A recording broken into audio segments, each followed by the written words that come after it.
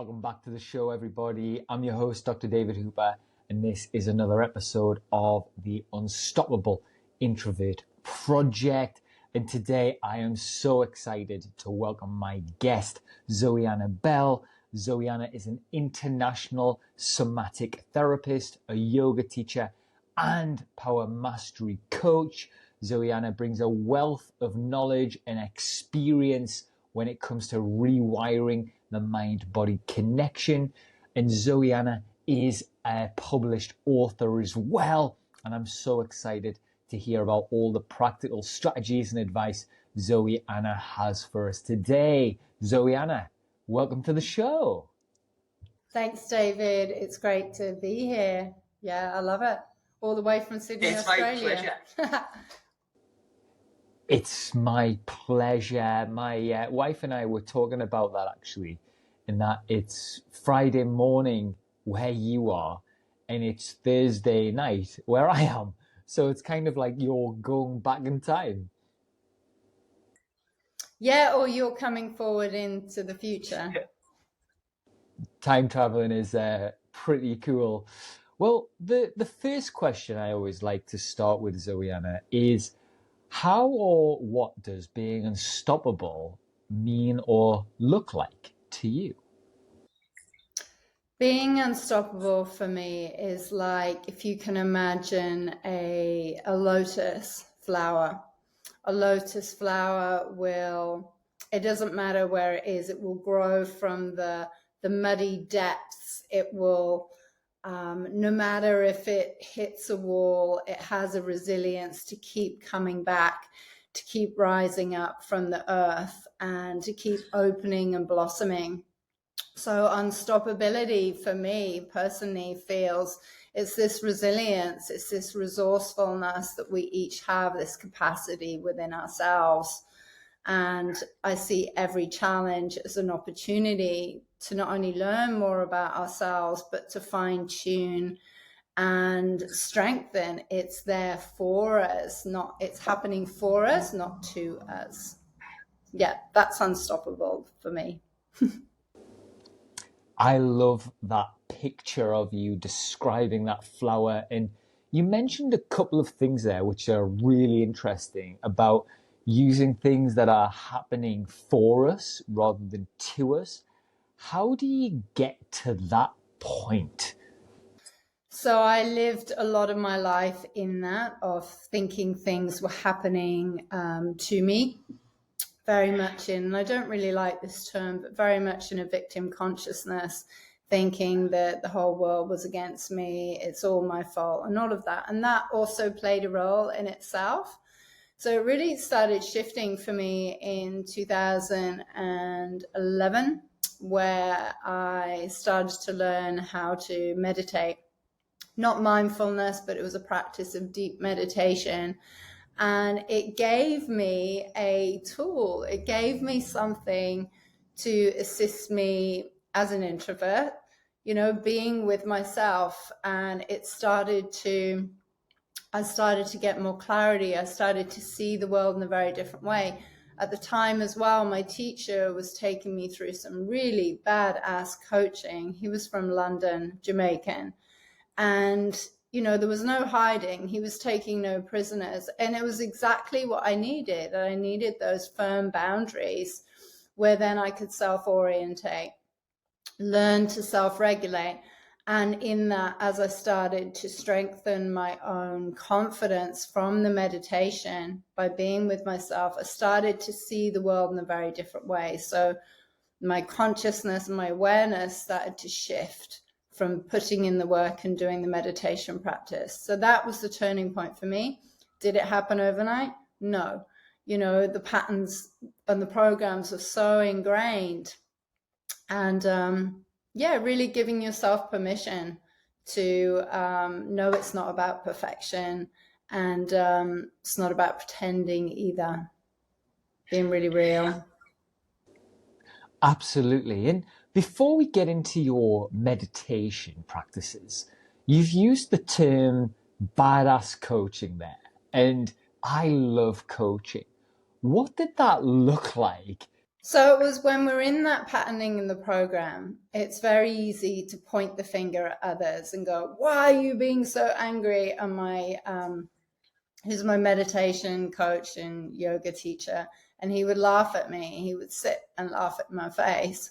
And it was absolutely infuriate me. He would go, do you really think I'm angry? You haven't seen me angry yet. Because what he was giving me was the reflection of love and compassion, but not catching my BS, not catching my patterns and my programs I was totally unaware of. And that impacted me in the way that I will hold space for others. And there's something really beautiful when you really call it out with people, even though it can be confronting. For the first time in their life, they're actually getting a different contrast, but they're met with love and compassion. That is really interesting. And it is a different approach, isn't it? Rather than the soft touch. I mean, it's nice, but I don't know, like it then continues to enable the program. And if you've got someone that will fight for you because you're not really fighting for yourself, or they will risk everything to stand because they can see where you're at and they're standing in that pure love and compassion, that's not something that's fluffy. It's something that's can be so scratchy initially that the other person, that's the first time in their life they have maybe felt that really safe boundary where someone will stand for them unwaveringly and not catch the game, because the game becomes very manipulative because it's a pattern of survival. And that's the pattern that I was in. And yeah, so as a result, then that's impacted the way I hold space for others. So take us back to 2011 then. Why meditation at that point? Was it something you'd done previously and thought, I want to try and learn a bit more about that? Or was that the starting point for your journey? So I dabbled in it. I dabbled in it in the early 2000, and I'd gone along to my first retreat, I think in 2003, and I was taken through a few guided meditations, but I never really, it was nice. It was sort of like, it felt, it was nice temporarily, but it didn't create any lasting change. And, I'd always been very interested in wellness, of studying, prior to that, I was on a mission for getting rid of pain from my body. So I had chronic pain in my body. So then that took me down the path of studying movement and the somatics and all of that. But yet I was still repeating the same patterns in my life. So 2011, 6 months after leaving my marriage, my children were almost 3 and 4, like they were still really young. And I was in the garden shouting at the universe, is this effing it? And like at the top of my voice. And I'd reached a point, David, where I was like, enough is enough. Like something really needs to shift. Like, is this my life? Because I saw my children playing out the programs, and I was drowning and didn't know how to shift. And that's when the teacher came in 3 weeks later, took me under his wing. I was the rough cut diamond, but the rough cut diamond that I'd burnt all of my bridges. The people that loved me in my life they were done. I was so conditioned in my programming unconsciously, and they didn't know how to shift because they'd never really shifted out of their programming either. So yeah, it needed to be, he came in and I started doing the work and really putting on my own oxygen mask. And that was the pivot point. Even as a parent with 2 young children I needed to learn to put on my own oxygen mask to be the change, because they watch everything. And it's a good message for any parent. Would you say that moment in the garden when you're calling out to the universe, is that a rock bottom moment for you? Or at least a turning point where you reflect back and think that was a moment where things started to change? Yeah, one of them. I've had, it's quite hard to say what's a rock bottom, when you've had many rock bottom moments, and you've still had rock bottom moments of, I always see rock bottom moments of, it's a pivot point, it's a leverage. I see it as this power. I see it differently now. I see it as this powerful contrast that we can stand up and push up from. It's you can have a rock bottom moment and you could be in that rock bottom for years, flatlining. And I remember writing a poem about it, about creating my own inner hell, living at the bottom of a well and looking at the analogy of a well, slippery and slimy, and, climbing up. It can be like that for many people that are flatlining or at rock bottom for a long time, or it can be a rock bottom that's such a trigger and a charge, like ripping the Velcro, that then you have this powerful leverage point to get back up, stand, and then, and I think the kids, you can't be wallowing around in your bottom of a well when you've got 2 kids that need feeding and all this stuff. You actually need to get some stuff done. But it's also that courage. When you've had so many rock bottoms, it's that courage of knowing it's all going to align. It always does. You're still here. And I think it's good for people to realize there may be one moment that may be your life, but I know for me, I was a slow learner. Most humans are slow learners. I'd agree completely. Talking about multiple rock bottoms, I think a lot of people are like that. So it's really refreshing to hear how open you are about that. And I also love the part where you talk about courage to acknowledge where you're at, but also to start taking action as well. And I'm interested to know, where did that next step come from? Did somebody say something like you need to get coaching, or did you start to look for a coach, or what was the stage that took you from the garden, talking to the universe, to actually working on yourself? I'd been working on myself like a long time before that, like 15 years, going to personal development, going through Tony Robbins, all of that stuff. I've done all the rah-rah stuff, which is great for a point in time. But it wasn't about, I'd even seen psychologists, psychiatrists, I'd explored the whole plethora. What was the question? Did I go seeking a coach? Yeah. I think organically by design. I do believe I manifested it. I created it. It was there aligned for that teacher to come in that moment. And it was the practices. The difference was he gave me practices for me to do for myself each and every day. Being a fiercely independent individual that had always picked herself up from the ground and, found her way through life. He gave me, with the meditation, it made me feel confident. It started making me feel different from the inside rather than me trying to fix myself from the outside in. I'd done that all my life. It wasn't working. I don't think it works. I actually feel it keeps you in more of this perpetual, especially if you're an introvert, because you're always self-reflecting, you're always self-analyzing, and you can actually be your biggest critic.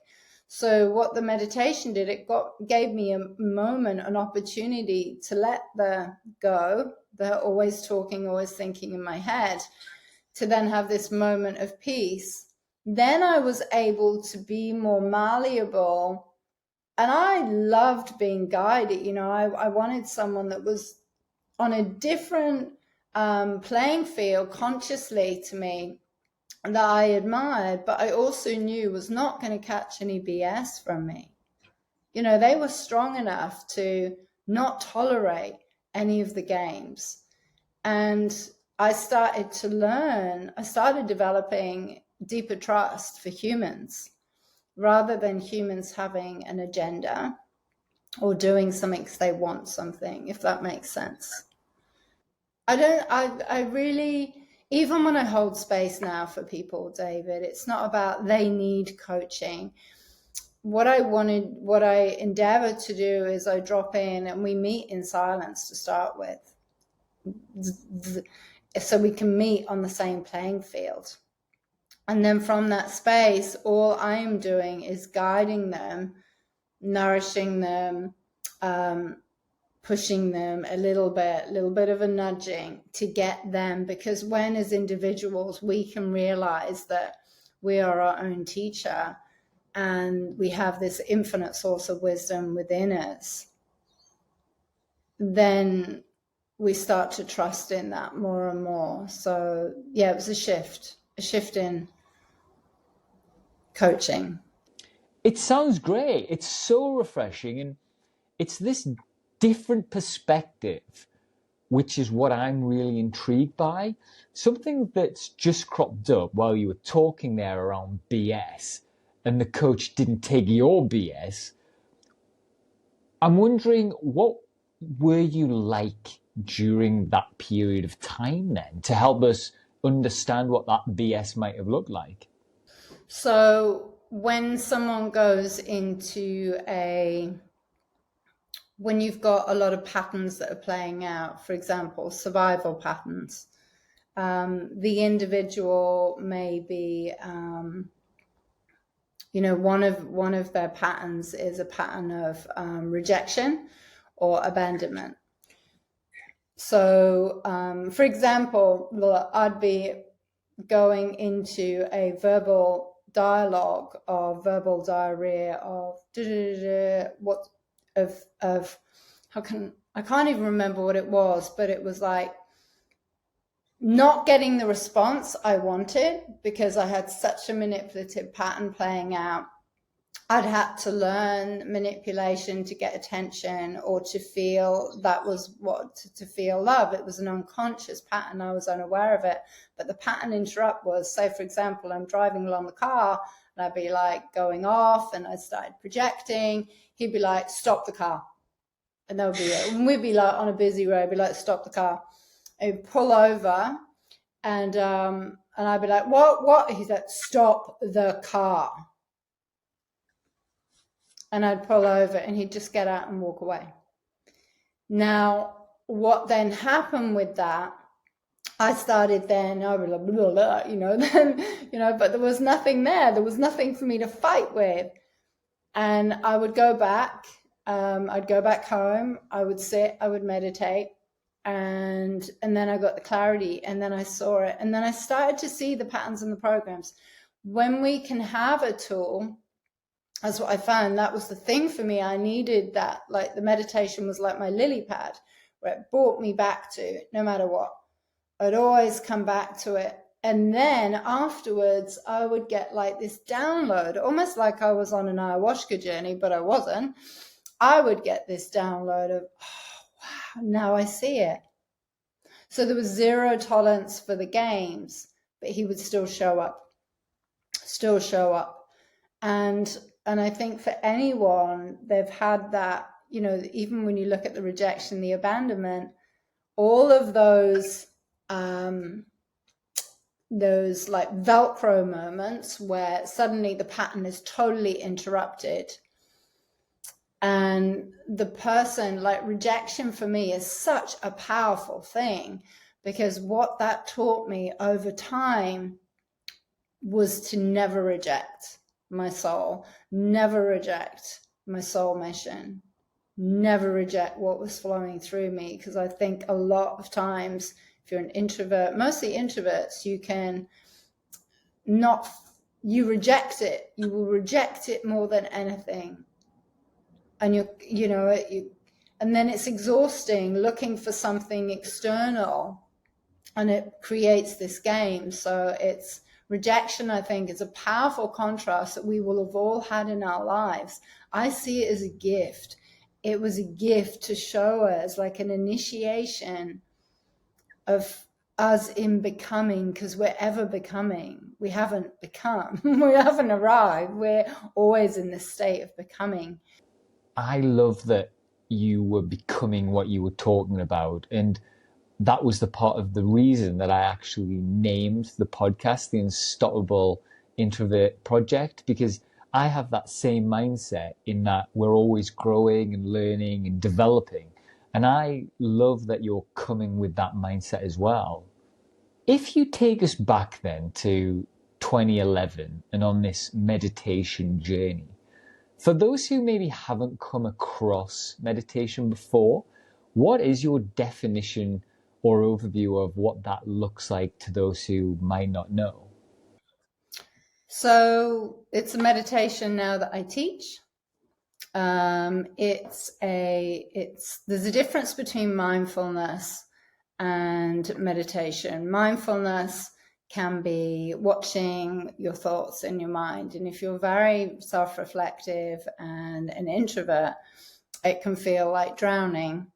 And it can, I would have asked for a gun because I didn't even want to look at the noise in my head, because that's your pattern. Because you will be big on your self-reflection of shining the light always. So what this form of meditation does, and I say a form because there's many different forms of meditation, but what this meditation does, it's a mantra-based meditation. So, and mantra in itself is a very misused and misunderstood word. It's not an English word that you can translate, that you're going to have an object description of. It's like a sound, a vibration that when you repeat it silently in your mind, it gives that part of your mind that's listening to me now, the monkey or the parrot that's always talking, it gives it a game to play with. It gives it something to focus and concentrate on. And that practice of focusing and concentrating, the rest of your mind starts to rest, almost like having a mind shower. So it has this purification process on the mind and the body, as you can't separate them. They are the lovers that cannot be separated. So it has this win-win of purifying the body and the mind.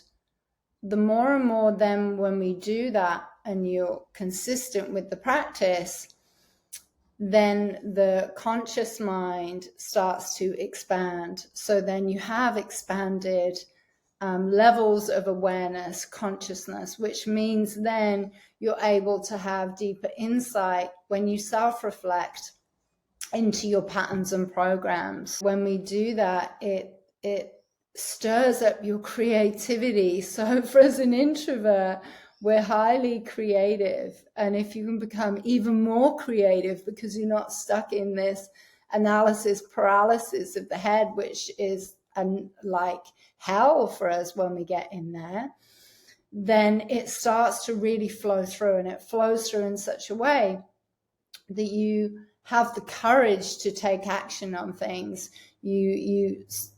Things that are aligned for your soul mission start being brought to you, or you start being able to see them because they've always been there, but you start to see them. So it saved my life. It saved my life and my sanity. Yeah, and was that process of going through learning these new techniques challenging? I was using them daily, twice a day, every day from that moment. Still, and I'm still doing it twice a day because it's my I wouldn't walk out the house without brushing my teeth. It's a non-negotiable. It's a non-negotiable meeting. It completely shifts and changes my day. It's my foundation for who I show up on, and you can. Like even this morning getting here, I didn't have enough. There wasn't enough unless I would have got up at 4:30 in the morning.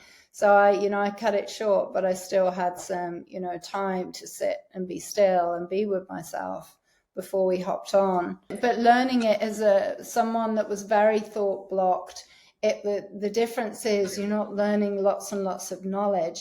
You're being guided through a way that you can start implementing straight away. And the results for myself took a long, long time. There were so many patterns and programs, but as I've been teaching it over the year, it's, what took me down the path of somatic therapy, all of that, and creating my own style of doing things. The process now, when I hold space for others, when I'm teaching them, beginners, it doesn't matter what level someone is at, they learn so quickly because the space that they're being met in is a very different space to when I started teaching it. So then their acceleration of learning is so much faster, and they start feeling the benefits, like even after a session. What are the optimal environments to do this in? I'm thinking practically, if people who are listening want to take some action, things like how long would you do this for, or how would you set the room, that type of thing? It's not something you can learn on YouTube. It's not something, it's learned one-on-one with a teacher. Then with your home environment, a lot of people have got children. I had children. So I will always say to people, meditate where you're going to be consistent with your practice. After you've learned it, that may mean in the evening that you're sitting in your children's room. I found when my children were young, I used to hide from them. I wanted space and they weren't giving me space. So I would be sitting on the doorstep and they'd be hanging out the window going, "Mummy, Mummy." And I'd be like, "I'm meditating." That was my reality. I was stumbling and finding my way. That didn't work. So then I was like, okay, well, I'm going to sit where they can find me, where they can get access to me. And they would come in and they'd be like, and I'd just be like, "Mummy's having quiet time." I would not engage with them, no eye opening. And then they would sit down next to me and they'd mimic me and then they'd fall back asleep. So it doesn't matter what your environment is. You could be in the noisiest city ever, because what we're working with is your inner environment. And when we close our eyes and we take our attention away from the outside world and the bustle, you start connecting to such a beautiful and potent place inside. You connect to that inner peace that's always there. Some days it's noisy, some days it's not. But you don't need an environment. You simply need a chair somewhere you can sit. And if you can't say no to others, that you need to have some time out for yourself, then what are you teaching them? What are you teaching them about self-love, self-care? So yes, you start setting boundaries of, I'm having some time out for me. And how long do you tend to sit for? People starting off beginners, it would be 20 minutes. There's different levels of the teaching. People can go all the way through. So my practice now usually takes about an hour. It's about 40 minutes of meditating in that state and then resting and the other things we do as well. So not much of your day at all. When you think about it, when you think how much people spend on social media scrolling and looking to see what others are doing, imagine if you can unplug from that and you get to give your mind a shower, and you have that time for you. And then when you come back into the world, rather than looking at other people's stuff, you're sharing your creativity. You're sharing your mastery, which is flowing through you. That sounds so powerful. I love that. And if we get back to your journey then, at what point was it where you decided that you wanted to start to teach and to develop your own business and those types of things? I started with the meditation and with the somatic therapy. I started teaching the meditation 2 years later. I think it was about a year and a half later. And and I was still nursing at the time. I'd been a nurse. I trained as a nurse in the UK, so I'd been a nurse up until 2017. But yeah, I'd been teaching. I'd been teaching it from early on 2013. It's almost 11 years. And same with the somatic therapy, holding space. What I found, I started to have my own style of teaching, right? Like I did my yoga teacher training, but when I went in and taught a class, rather than how they taught me, it was my own creativity coming through. So I would very much be teaching in flow. I'd walk into a class, I'd walk into a room, I'd have a sort of structure, but not really that much of a structure. My main thing was, have I meditated? Am I in an open space that my mind can be open to allow what needs to come through, and simply playing in that space? And that to me is that when you're flowing, when your heart and your mind are in coherence, that's when magic happens. And that's when we deliver in our most powerful way. So yeah, I think I'd always loved teaching, but teaching in a different sense, not teaching as in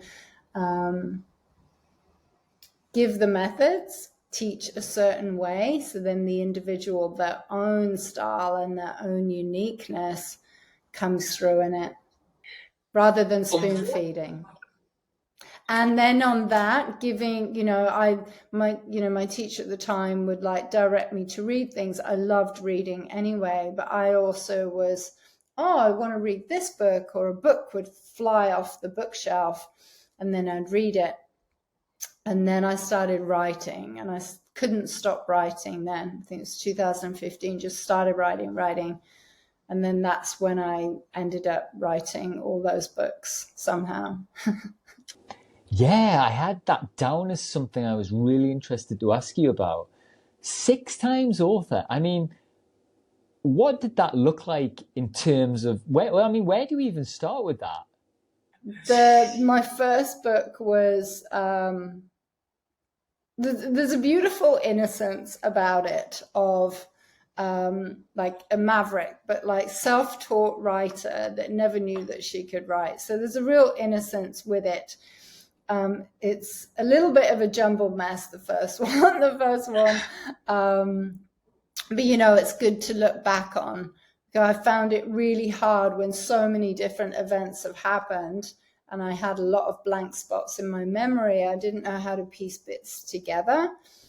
So, and then the second book was poetry, and it was erotic poetry or epic poetry.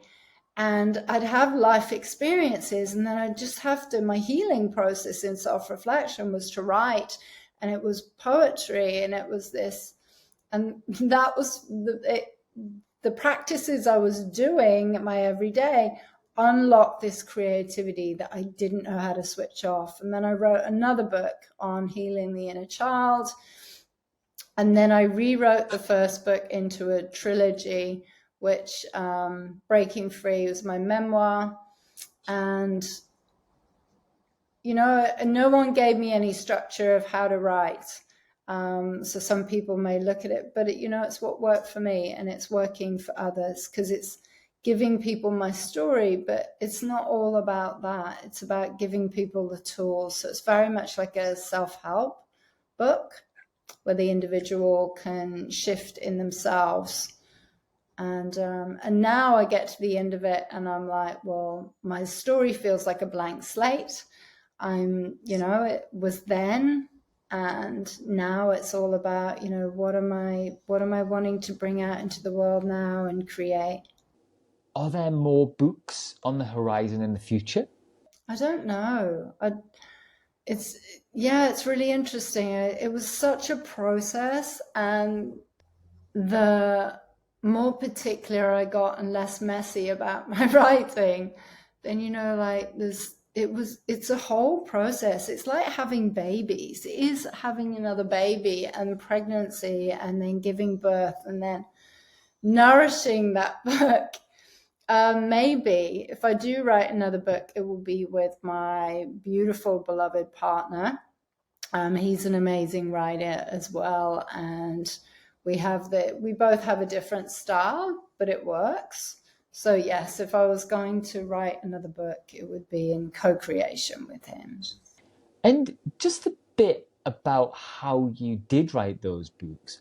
What was the process there? Did you just sit down and allow it to come out onto the paper, or did it take a lot of planning and editing and months of stress? What was that process like for you? There was absolutely zero planning in the beginning. It was because that can keep you stuck, and I understand now that that can be great.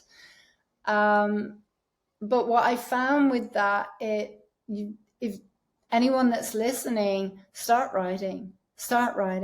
There's something very cathartic and healing about writing and sharing with no filter. Not with any grammatical. Was I writing on paper? I did that for a while, and then my house looked like a beautiful, what's it called? A beautiful mind. It looks like I had paper everywhere. So I started doing it on the computer. Computer's great. You know, people say to write with your hand, but again, writing on the computer, you can copy, you can paste, and then file away, start writing certain aspects of your life, and it will refine and continue and refine and store it away. And then you may find you actually have chapters that all fit together, and then you can refine them. Then you bring someone else in to look at your work, someone that you trust that will edit without changing your own personality and your own voice that's flowing through. But the poetry, that's what I love poetry, David, because there's no editing. And even my children have said your grammar is terrible, but your grammar is improving. You know, and I was never a writer, but poetry is great because there's no grammar. You can write in any style you like, and there's no right or wrong. So poetry for me was the biggest. When I was writing my book, I had a publishing company say to me, you can't write about that. I was writing about an experience that I had of rape, and they were like, you need to get permission. You need to get permission from the person that did this. And I was like, and it was one of those hitting the wall moments of like, where do you even start with that? And then that triggered the poetry to start coming through. And I was like, how can I have a voice? How can I bring a voice for others about even a voice of love and compassion for the individual as well? That was a huge part of not pointing the finger of blaming, but really going into shifting my life from the bottom of the well to shifting it into a gift for me to have a deeper understanding and compassion in humans and human behavior, if that makes sense. Like, it was, how can I shift this into something positive to learn from, to grow from? And that is a big, bold step to write books and to take them forward. Was there any self-doubt that you had to overcome to get to that point? No, I actually was really pretty ballsy. Like, it was, and I put it down to because it's crazy. It doesn't matter how many other things I was doing. Like, I was, body work and yoga. It was the meditation. It really gave me that, from going from where do I fit into the world, or oh, that's a little bit too much, don't do that, calm it down, it's a little bit too much, oh, what are people going to think, to not giving a fudge. And like, even on the cover of my first book, I look back at it now, David, and I'm like, oh my gosh, that was really ballsy. I wanted to make a point. I wanted to make a point with my book. My sister made me this beautiful headdress, and I had a beautiful photographer, and I posed naked on the front cover of my first book. But it's, you can't see anything. It's beautiful. It's in nature. But it was all about that freedom. and the courage to be yourself and really making a statement. Now I'm a little bit more refined, as in, yeah, that was a stage. It was a phase I needed to go through. And it was a powerful phase, and I'm grateful for that. But yeah, I look back at it and I can see the person I was at that time that was still really hungry for wanting acknowledgement and wanting attention. And even though I was saying it was about being powerful and empowerment as a woman, I can see in that time there was that coming through, and there was still a vulnerability of, there was still a lot of feistiness of I need to prove something, and actually realizing there's nothing to prove, and we're already empowered in who we are. And but again, it's all a process. So no, I was completely ballsy. I didn't care. If I think a lot of it, I wanted to shock people. I wanted to shock people out of their neurosis and their complacency and their numbness. And I think I'm still doing that in some shape or form. I don't think you can switch it off. When you've been a little bit of a rebellious child, it's always been there. And what's your message for those introverts listening who are maybe dealing with a bit of self-doubt and are holding back from starting the business or from writing the book or taking that big next step in their life? What would be your message to them? Learn the meditation. Reach out and connect. So do it. It's a game changer. And there's meditation that can keep you on the surface that doesn't get results. If you really want to, like, I was the biggest self-doubter. I doubted myself through most of my life, self-worth, all of that. And if you have a way, if you know there's a way that will completely dissolve your self-doubt, it will make you feel confident from the inside out, and it unleashes your creativity and all of that and aligns you with your soul purpose, then why wouldn't you do it? You can save your time, years of therapy, years of self-help, trying to find something, trying to find a way to fix it. You're not broken. You're not broken. You don't need fixing. You simply need to be given a way that you can do yourself, because when you can do it yourself, it's the most powerful thing you can ever do.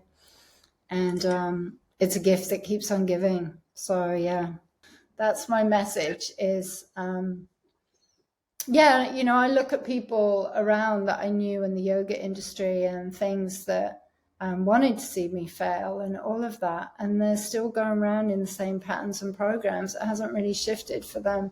So it's the courage, and as an introvert, it gives you that self-reflection, but you're able to do it from a contemplative point of view, from neutrality rather than the inner critic, because the inner critic is in all of us, and that inner critic is also can be your greatest friend, as your inner critic is usually the wounded child. And when you can come into that healing with that aspect, they're your greatest ally and they're your greatest supporter, and they you remember your innocence and your essence of why you're here, and everyone has a gift to share. So to switch things up a little bit, something that I found on your profile, which I love, and was your tagline of resilience in the nervous system. What do you mean by that? Resilience in the nervous system. So we, as you know, most people in society are very wired into their sympathetic nervous system. So we want to be able to become more masterful in ourselves of learning ways to shift more into the parasympathetic nervous system, so the relaxation phase. So resilience in the nervous system, it's not about avoiding things. It's not about, so for example, in the body, if you have an area of discomfort in the body, you will avoid it. So you create this pattern, this pain. Oh, it's scary. We need to numb it out. We need to give it something. And resilience in the nervous system is about being guided into it, going into the discomfort, going into those uncomfortable areas or not situations, I'll reframe that, in your own body, in your, what's happening here right now, this beautiful vessel that you are in, mind, body. When more and more we go into those areas of discomfort, we start creating new neural pathways, new patterns and programs, ones that are more wide for a higher frequency as such. So you start building up. It's like, if you can imagine, you've got this container. If you constantly stay like just playing safe in that container and don't explore the edges are never going to expand. They're never going to strengthen, and become. So we create this strengthening as such, and this flexibility and this fluidity. So the resilience, you become, say for example, if someone annoys you or they cut you off when you're driving along, rather than going into your pattern of reaction, you start creating, you sit in the uncomfortability of the silence of maybe biting your tongue or breathing to 10, for a few seconds to change the pattern. So then you're becoming more resourceful in your responses rather than your reactions. So over that, you're building up a stronger capacity in this vessel where you're more resilient. So, it's not about changing everything in the world. It's what we say, be the change that you want to see in the world. Will be the vibration, be the frequency. And the more we can build up that resilience of not being oversensitive to, oh, they said that about me. Oh, I don't like what's happening in the world. The world's so terrible. It's about, okay, how can I show up in a different way in my community? How can I tend to my own inner well-being, my being of my wellness of being, and take that into the community? And then by me simply showing up as myself, not having to be anything or pretending, but being yourself, it impacts others. So with your own resilience, you're actually impacting everyone around you. Because we live in a society that has been, it's conditioned now. It's almost like more acceptable to be offended or easily offended. And, oh, I don't like that. Oh, I don't like what they say. So let's just silence that. And that is not the way. That's creating less freedom. So, yeah, resilience is powerful. So nervous system resilience, it happens a lot in the somatic therapy, moving the body, using the breath to go into areas of the body where then you have an emotional release. You have old patterns, your story that releases without the story. So then your body is able to cope with more things. Your immunity strengthens, all of that. So that's what I mean by nervous system resilience. I think that sounds so good, and it sounds like a really great opportunity for people to take control of their emotions and feelings in such a positive way, because a lot of the time when people are feeling stressed, I guess, or upset, it takes us back all the way to the world is doing this to me rather than for me. I really think that is where a lot of people struggle. So I'm certainly taking that away from our conversation today. I think that's some really, really good insights. So what about the rest of 2024? What's on the horizon for you and your business? What is coming for the rest of the year? What's happening in 2024? Well, I feel May is full of opportunities. So I feel very blessed to be here now. Sharing with you, David. There's more opportunities, doors are opening. My partner and I are running a retreat, bringing our gifts together, a somatic retreat in Bali in November. So we've got that happening.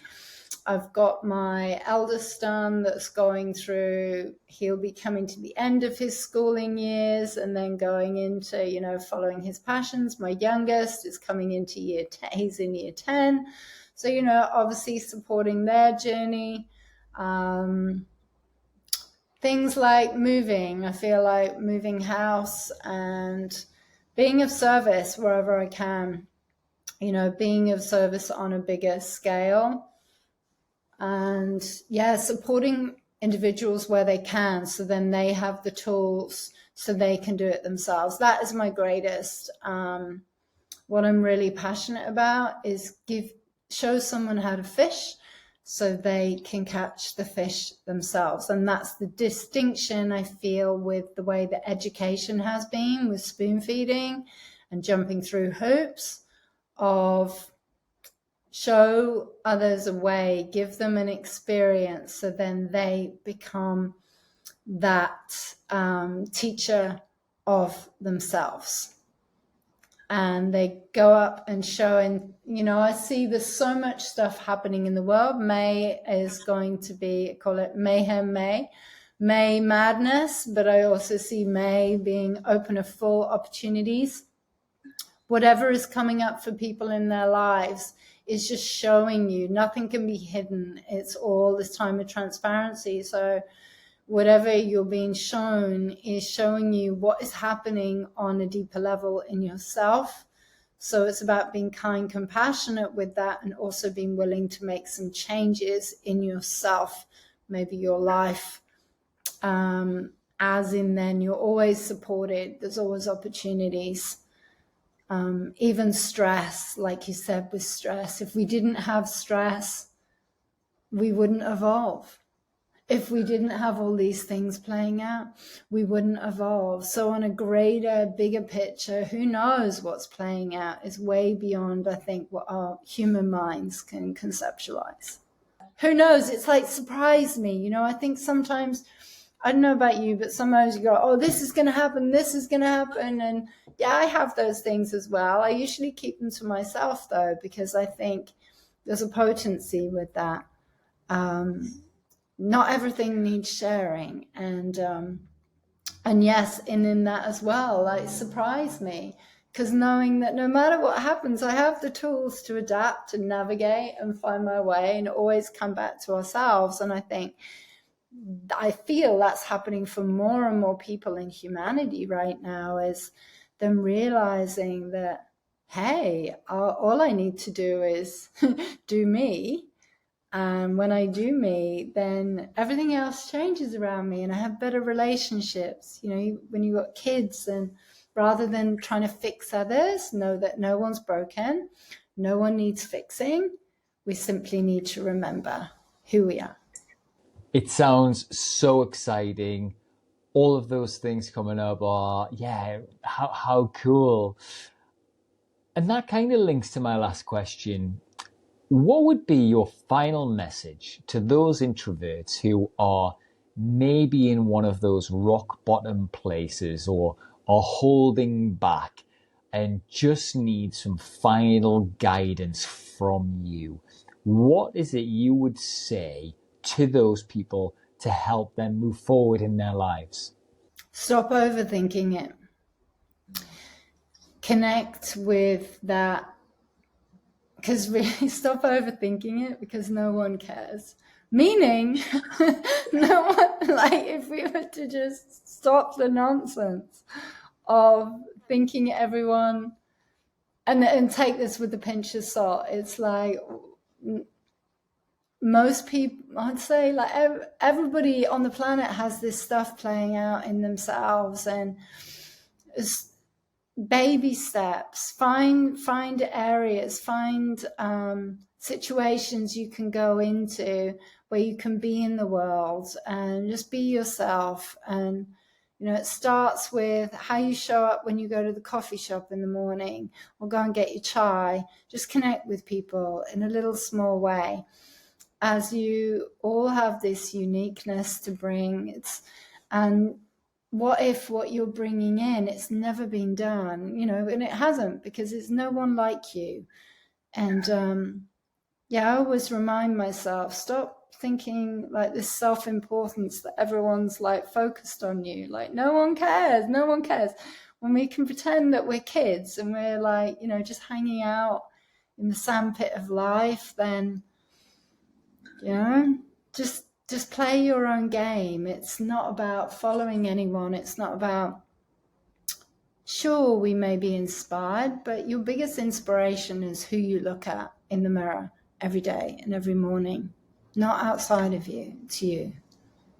Yeah. And some days you feel shit, and that's okay. Yesterday I had a really introverted day. I didn't want to see anyone. I actually did nothing, and I had a real, I didn't even want to talk about how I was feeling because there were no words. I just had to have that decompression time for myself without analyzing it, and that's okay too. Like, we're human. And when you have that, know that massive expansion is coming in. So, yeah. And last question, where can people find you, connect with you, and work with you? They can find me on LinkedIn. It'll be under Zoe Bell. I think all the things will be below. They can find me on my website. The somatic therapy, it doesn't matter where people live. I do it virtually as well, which is equally just as powerful. So my website is zoe-anna.com. The meditation you can learn from our site, where we teach one-on-one. We're also running some, we've got a beautiful community, which is a global community. So you have that support. And that's mindpowermastery.com.au. Community is a really important thing. It's community that was missing for me. And thankfully, I had a teacher that was, have you done your practice? And I was like, yes. And I was like, this guy believes in me. I'm not giving up, right? But, community is so important in connecting with others and feeling supported in your journey. So know that you're not alone. And